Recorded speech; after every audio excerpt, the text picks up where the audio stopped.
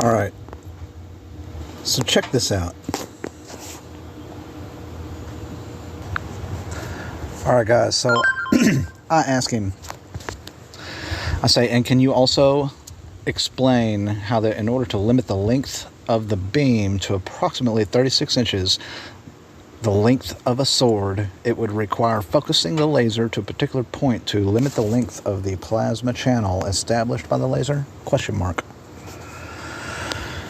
So that was what I asked him, and let's see what he says, because I already know the answer.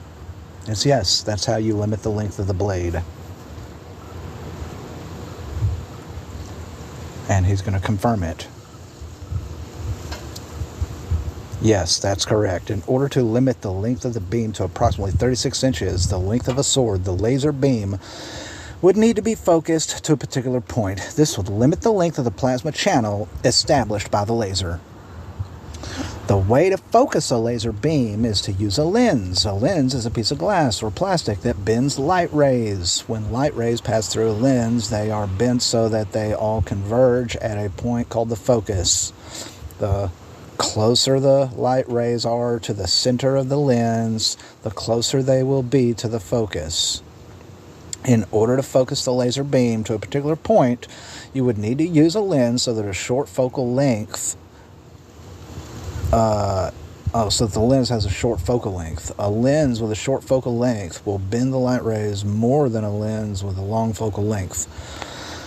If you were to focus the laser beam to a point that was 36 inches away, the plasma channel would be approximately 36 inches long. However, if you were to focus the laser beam to a point that was 12 inches away, the plasma channel would be approximately 12 inches long.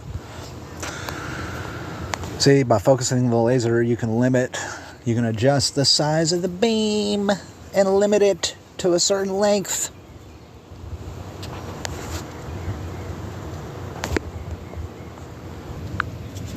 So I tell him I plan on using infrared nano-pulsed lasers in my setup. Invisible lasers.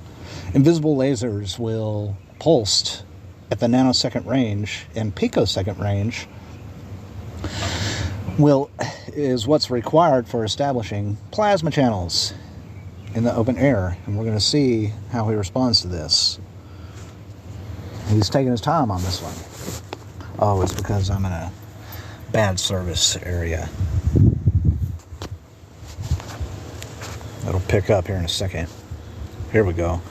That's a good idea. Infrared nano-pulsed lasers are a good choice for this type of setup because they are invisible and they can be used to create a plasma channel without causing any damage to the surrounding area. However, it's important to note that infrared pulsed lasers can be dangerous if they're not used properly, and they can cause burns and eye damage if they're not properly shielded. It's important to take all necessary safety precautions when using infrared nanopulsed lasers. Yes, I'm aware of all that, and I've already thought of all that and how to mitigate it.